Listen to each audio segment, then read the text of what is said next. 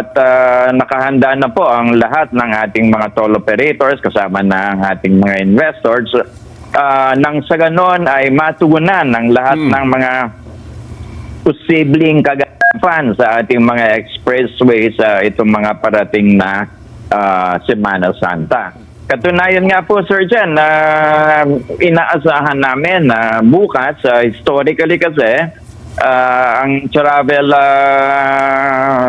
pattern po, Wednesday pa lang ng tanghali hanggang sa Thursday afternoon ang inaasahang dagsa ng traffic palabas ng Metro Manila. Opo. At yung pabalik naman po, Sabado ng buong araw, Linggo, at madaling yung early morning of Monday. Opo.